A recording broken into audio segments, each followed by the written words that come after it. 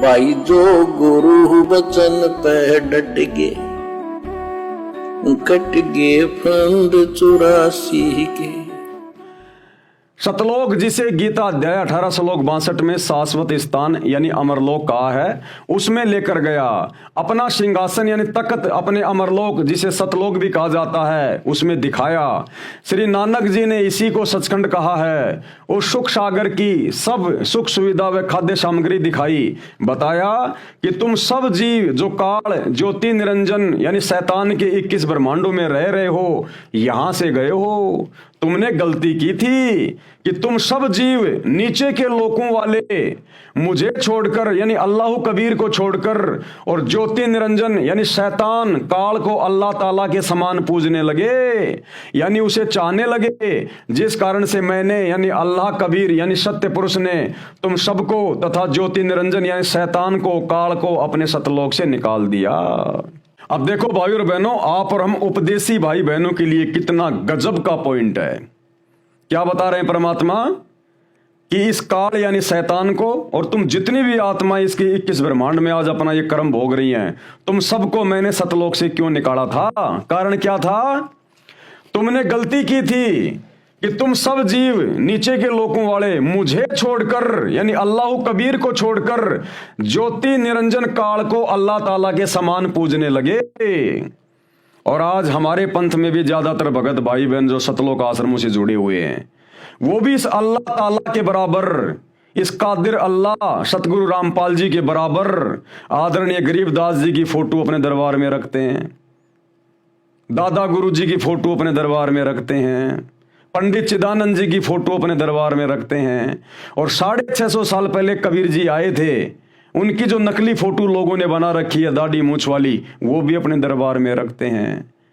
तो भैया यही तो गलती हमने सतलोक में की थी। अरे पूजा स्थल पर केवल उसी की एकमात्र फोटो होती है जिसकी हम पूजा करते हैं, जो कादिर अल्लाह होता है। तो भक्तों ने अपने दरबार में केवल अपने गुरुदेव भगवान की फोटो रखनी है, किसी और की नहीं। अन्यथा हम तो सबके आगे दंडवत कर रहे हैं, सबके आगे जोत जला रहे हैं, सबके आगे खड़े होकर आरती कर रहे हैं। तो फिर हमने अपने गुरु को क्या माना? हम एक अल्लाह की इबादत नहीं कर रहे, हमने तो औरों को भी शरीक कर लिया। इसलिए भाई और बहनों, भक्तों ने अपने दरबार में केवल अपने गुरुदेव का फोटो रखना है और केवल अपने गुरुदेव का एक 8 सितंबर को प्रकट दिवस मनाना है और नहीं। अगर आपने गरीबदास जी का बोध दिवस मनाया तो आप जी फेल हो जाओगे। यही तो गलती की थी हमने। अपने अल्लाह के बराबर हम शैतान को भी वहां पूजने लगे, मानने लगे, महत्व देने लगे। अब आप सतगुरु रामपाल जी का भी 17 फरवरी के दिन इन आश्रमों में जो है बोध दिवस मना रहे हो, और गरीबदास जी का भी आप बोध दिवस मना रहे हो। आप तो दोनों को बराबर ले रहे हो। तो आप तो शिरक कर रहे हो, शिरक महापाप कर रहे हो। अल्लाह सतगुरु रामपाल जी के बराबर गरीबदास जी को शामिल करके, और वो दाढ़ी मूछ वाली कबीर जी की समझे जाने वाली नकली फोटो आप जून के महीने में उसका भी कबीर प्रकट दिवस मना रहे हो। तो भैया आप एक अल्लाह की इबादत नहीं कर रहे, ये बहुत बड़ा शिरक है। शिरक सबसे ज्यादा नाराज होता अल्लाह ऐसे कर्मों से। तो क्या कहा गुरुदेव ने? तुमने गलती की थी कि तुम सब जीव नीचे के लोकों वाले मुझे छोड़कर ज्योति निरंजन काल को अल्लाह ताला के समान पूजने लगे, यानी उसे चाहने लगे। जिस कारण से मैंने अल्लाह कबीर यानी सत्य पुरुष ने तुम सबको तथा ज्योति निरंजन काल को अपने सतलोक से निकाल दिया। और आज भी हम वही गलती करते रहेंगे तो फिर हमें परमात्मा वापस कैसे लेके जाएगा भाई? बिल्कुल नहीं लेके जाएगा। ज्योति निरंजन यानी सूक्ष्म वेद में, 5वें वेद में, कबीर सागर में और गरीबदास जी की वाणी में इस शैतान को, इस काल को ज्योति निरंजन कहा जाता है। ज्योति निरंजन यानी काल ने तप करके 21 ब्रह्मांड मुझसे प्राप्त किए। इन 21 ब्रह्मांडों सहित तुमको तथा काल को निकाला था। जब तक काल के 21 ब्रह्मांडों में रहोगे तब तक तुम सुखी नहीं हो सकते। तुम सब जीव आत्माएं मेरे यानी अल्लाह कबीर के अंश हो, मेरे बच्चे हो। तुमको काल यानी शैतान ने भ्रमित कर रखा है, चाहे हिंदू हो, चाहे मुसलमान हो, सिख हो, ईसाई हो। पूरे विश्व का जो मानव है, ऊपर के देवी देवता जितने भी ब्रह्मांडों में जीव हैं, हम सब अल्लाह कबीर के बच्चे हैं, उनके अंश हैं। और शैतान ने हम सबको भ्रमित किया और अपने अल्लाह कबीर सतगुरु रामपाल जी के सतलोक से अपने साथ यहां ले आया। मेरा भेद तुमको नहीं देता, यानी सच्ची इबादत नहीं बताता, अपने को सबका खुदा बताता है। जैसे मुसलमान धर्म के लोग इसी को अपना खुदा मान रहे हैं, शैतान को। अपने नबी व अवतार भेजकर अपनी महिमा का प्रचार करवाता है, उनको निमित्त बनाकर स्वयं चमत्कार करता है, किसी फरिश्ते के माध्यम से किसी नगरी का विनाश करवा देता है, कहीं और उपद्रव करवाकर अपने भेजे दूत यानी संदेशवाहक की महिमा करता है, ताकि जनता उसकी बातों को माने और काल की बताई इबादत यानी पूजा करके कर्म खराब कर ले और उसके काल के लोक में रहे। काल यानी ज्योति निरंजन ने सतलोक में एक कन्या के साथ, अब ये कौन थी कन्या? दुर्गा, एक कन्या के साथ बदसलूकी की थी, जो इसको तप करते देखकर तथा नेक आत्मा जानकर इस पर फिदा हुई थी। उस कारण से मैंने यानी अल्लाह कबीर ने उस कन्या को भी तथा तुम सबको तथा ज्योति निरंजन को अपने इस सुख सागर सतलोक से निकाल दिया था, ताकि तुमको सबक मिले कि एक अल्लाह की इबादत ना करके अन्य को अल्लाह का शिरक बनाकर अल्लाह के समान शक्ति वाला व सुख देने वाला मानकर इबादत करने वाले को कादिर अल्लाह पसंद नहीं करता। अरे बराबर मानने की तो बात छोड़ो, सतलोक आश्रमों से जुड़े हुए भाई बहन तो उस कागज की दाढ़ी मूछ वाली फोटो को सतगुरु रामपाल जी से भी बड़ा मान के पूज रहे हैं। सतगुरु रामपाल जी का तो जन्मदिन मनाते हैं आश्रमों में 8 सितंबर को, और दाढ़ी मूछ वाली कबीर की मुर्दा फोटो का ये प्रकट दिवस मनाते हैं। तो गुरुदेव तो कहते हैं कि जो एकमात्र अल्लाह के बराबर भी यदि किसी को मान के पूजेगा तो भी वो सतलोक नहीं जा सकता। तुम तो सतगुरु रामपाल जी से बढ़कर मान रहे हो उस दाढ़ी मूछ वाली कागज की फोटो को। भाई और बहनों, सुधर जाओ, संभल जाओ। आप और हमने तो दुनिया को समझाना चाहिए, और हम भी वही काम कर रहे हैं। कैसे बात बनेगी? क्या कह रहे हैं गुरुदेव? ध्यान से सुनिए, ताकि तुमको सबक मिले कि एक अल्लाह की इबादत ना करके अन्य को अल्लाह का शिरक बनाकर अल्लाह के समान शक्ति वाला व सुख देने वाला मानकर इबादत करने वालों को कादिर अल्लाह पसंद नहीं करता। ऐसी निकम्मी आत्माओं को सतगुरु रामपाल जी पसंद नहीं करते, जो उनके अलावा किसी और को भी भगवान मान के पूजते हैं। काल यानी ज्योति निरंजन ने अपने लोक में 21 ब्रह्मांडों में प्रत्येक ब्रह्मांड में सतलोक की नकल करके जन्नत यानी स्वर्ग बनाई है, जिस कारण से सब साधक यानी भगत जन भ्रम में पड़े हैं। वे इसकी जन्नत को ही सबसे सुखदाई व स्थायी स्थान मान रहे हैं। काल के लोक में रहने वालों का जन्म मृत्यु का चक्कर सदा रहेगा। मैं अल्लाह कबीर तुम सब जितनी आत्माएं काल यानी शैतान के जाल में फंसी हैं, हिंदू, मुसलमान, सिख, ईसाई, यहूदी, सिख आदि आदि सभी आत्माओं को इस महा सुखदायी सतलोक वाली जन्नत में वापस लाना चाहता हूं।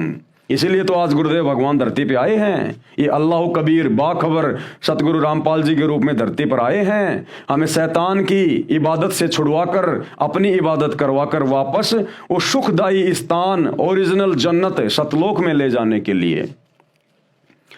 इसलिए तुम अच्छी नेक आत्माओं को ऊपर लेकर आया हूं, यानी जिनको भी परमात्मा ऊपर लेकर जाते हैं ना, फिर उनको ये सारी बातें बताते हैं, तुम क्यों फंसे, कैसे तुम नीचे शैतान के जाल में फंस गए। तो गुरुदेव कह रहे हैं अल्लाह कबीर कि इसलिए मैं तुम कुछ अच्छी आत्माओं को यहां ऊपर लेकर आता हूं, अपने से परिचित करवाता हूं, सारी सृष्टि रचना समझाता हूं, ताकि फिर तुम नीचे जाकर मेरे नबी बनो, मेरे पैगंबर बनो, मेरे संदेशवाहक बनो, मेरे रसूल बनो, और अपने अन्य भाई बहनों को जो शैतान की काल की इबादत कर रहे होते हैं उनको भी जाकर ये बातें समझाओ। इसलिए तुम अच्छी नेक आत्माओं को ऊपर लेकर आया हूं, तुम सबको काल लोक की जन्नत तथा सतलोक की जन्नत के सुख का भेद अंतर दिखाने लाया हूं। मेरे सतलोक में मानव स्त्री पुरुष रूप में हैं, किसी को कोई कष्ट नहीं है, सब आत्माएं सुखी हैं। काल लोक के अंदर कोई सुखी नहीं है। वहां काल के लोक में जन्नत यानी स्वर्ग में कम और जहन्नुम यानी नरक में अधिक आत्माएं रहती हैं। फिर कुत्ते, गधे आदि पशुओं के शरीरों में भी जन्म लेते हैं, पक्षियों, जंतुओं, जल के जीवों का भी जन्म प्राप्त करके मां कष्ट उठाते हैं। अल्लाह कबीर ने उन नेक आत्माओं से कहा कि तुम अब नीचे जाओ, जो तुमने आंखों देखा है वह सब सच सच नीचे बताओ, ताकि काल के जाल में फंसे भोले मानव को विश्वास हो कि काल यानी ज्योति निरंजन समर्थ खुदा नहीं है, सुप्रीम गॉड नहीं है, अल्लाह कबीर नहीं है। वे लोगों को तुम्हारी बातों पर विश्वास करके मुझ कबीर यानी रब की इबादत जो मैंने तुम्हें बताई है, इसको करके अपने निज स्थान, अपने घर सतलोक सुख सागर में आकर सदा सुखी हो जाएं। मैंने तुमको पृथ्वी पर मानव जन्म दिया है, तुम नेक आत्माओं को चुना है, जैसे नानक जी को चुना, धर्मदास जी को, गरीबदास जी को, दादू जी को, गीसा जी को। मेरे संदेश वाहक यानी रसूल बनकर आंखों देखा हाल वर्णन करो। इतना समझाकर उन आत्माओं को अल्लाह ताला कबीर जी ने वापस धरती के ऊपर शरीर में छोड़ा। यानी जो लोग ये सवाल कर रहे थे ना कि अगर हमारे हजरत मोहम्मद अगर नबी नहीं है तो क्या है, तो परमात्मा कह रहे हैं कि जो नबी होता है ना, रियल में जो पैगंबर होता है, उसको तो अल्लाह ताला अल्लाह कबीर तुम्हारी इस नकली जन्नत से, जिसको तुम जन्नत कहते हो कि हमारा खुदा रहता है, ये शैतान, इससे बहुत ऊंची दूरी पर सतलोक में लेके जाता है, अपने ओरिजिनल जन्नत में, और वहां के सुख दिखाता है। उस जन्नत में जाने के बाद वो भगत, वो आत्माएं जब नीचे देखती हैं तो ये शैतान का लोक, इसका स्वर्ग, महास्वर्ग, इसकी जन्नत कूड़े का ढेर नजर आती है, कूड़े का ढेर बदबू मारती हुई। फिर वो आत्माएं नीचे आती हैं, फिर नीचे आकर अपने अपने समाज में अपने अपने धर्म के लोगों को समझाती हैं, प्रचार करती हैं, सबको सच्चे खुदा का नाम बताती हैं, उनकी इबादत बताती हैं। तो वो होते हैं रियल में नबी, पैगंबर, रसूल। हजरत मोहम्मद जी अल्लाह कबीर के नबी नहीं थे, वो तो शैतान के नबी थे, शैतान के। इतना समझाकर उन आत्माओं को अल्लाह ताला कबीर जी ने वापस धरती के ऊपर शरीर में छोड़ा। वे शरीर में प्रवेश हुए तथा सत्य पुरुष यानी कादिर अल्लाह के रसूल बने। वह यथार्थ ज्ञान जो आंखों देखा तथा अल्लाह ताला ने बताया यानी उनकी आत्मा में डाला, वह ज्ञान उन नेक आत्मा महात्माओं ने बोला, बताया तथा लिखवाया, जो मेरे रामपाल दास की समझ में आया। अपने आप को गुरुदेव छुपा रहे हैं, ये तो स्वयं अल्लाह ताला हैं, ये स्वयं उन आत्माओं को ऊपर लेकर जाते हैं भाई। लेकिन आज खुलकर नहीं कहेंगे कि मैं स्वयं अल्लाह ताला हूं। हम लोग तो वैसे ही नहीं समझ पा रहे, इनके द्वारा इतना संघर्ष, इतना ज्ञान दिया जा रहा। और अगर कह दे कि मैं अल्लाह हूं तो फिर हम तो इनसे मुंह मोड़ के बैठ जाएंगे। तो भाई और बहनों, इसलिए सतगुरु रामपाल जी अपने आप को छुपाते हुए और अल्लाह का भेजा हुआ नबी बताकर ये ज्ञान प्रचार कर रहे हैं। आप सब धर्मों के मानव को फरमाया, अनेकों बार स्वयं अल्लाह ताला कबीर जी धरती पर रहकर कवियों की तरह आचरण करके अच्छी आत्माओं को मिले तथा उनको अपनी जानकारी बताई। उन नेक आत्माओं ने उस ज्ञान को माना, अपनी पहले वाली साधना त्याग कर उनके बताए अनुसार भक्ति करके अमरलोक सतलोक प्राप्त किया। वहां जाकर वे सुखी हैं, सदा वहां रहेंगे। यानी बहुत सारी आत्माएं सतलोक में जा चुकी हैं और वहां सदा सदा के लिए सुख भोग रही हैं, अखंड सुख, जो सुख यहां धरती पर आपको देखने को भी नहीं मिलेगा। तो गुरुदेव कह रहे हैं आप लोग भी मेरे साथ चलने की तैयारी करो। अब की बार ये फाइनल स्टेटमेंट है, फाइनल समय है, ये अंतिम समय। अगर इस समय चूक गए तो भैया फिर असंख्य युगों तक आप लोगों का दोबारा से ये भक्ति करने का नंबर नहीं आएगा। काल के लोक में कष्ट उठाओगे पशु पक्षी बनकर।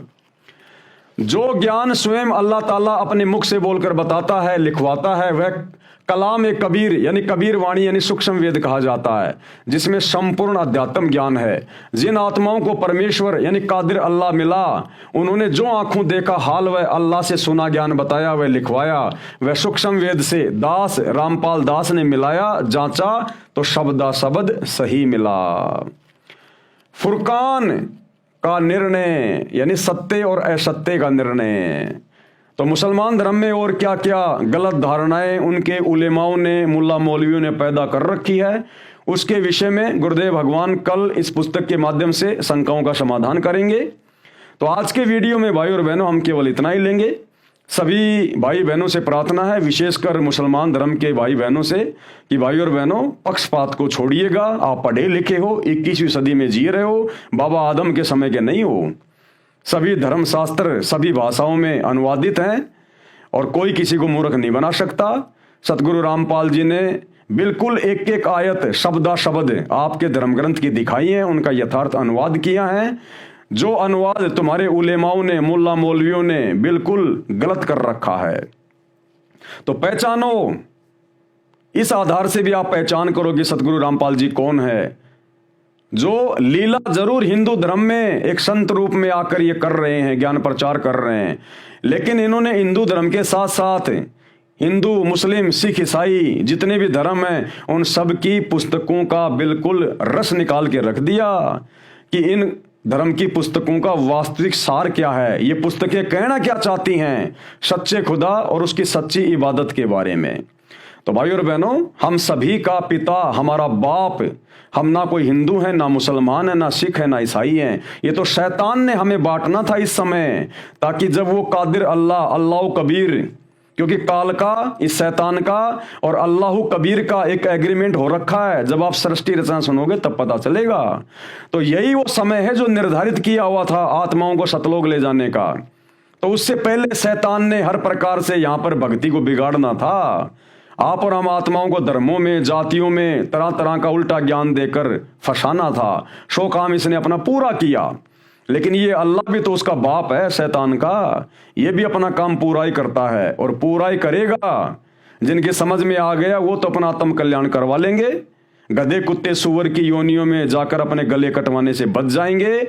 और भाई जिनकी समझ में नहीं आएगा, जिनके या तो संस्कार कमजोर हैं या शैतान का प्रभाव ज्यादा है, जानबूझकर भी सत्य को स्वीकार नहीं करना चाहते, उसी हिंदू मुसलमानी में जन्मना और मरना चाहते हैं, तो भैया फिर वो तो शैतान की संतान है, फिर उनका कुछ नहीं बन सकता। वो तो यहाँ पर जितने उन्होंने गले काटे हैं इसी प्रकार से मुर्गे बनकर, बकरे बनकर अपने गले कटवाते रहेंगे। तो आज के वीडियो में केवल इतना ही। कल रात्रि 8 बजे सभी भाई बहन फिर से जुड़िए। तब तक गुरुदेव भगवान आप और हम सभी को, अपनी प्यारी आत्माओं को सद्बुद्धि दें और आशीर्वाद दें। बंदी छोड़ अल्लाह कबीर, सच्चे खुदा बाखबर सतगुरु रामपाल जी भगवान की जय हो।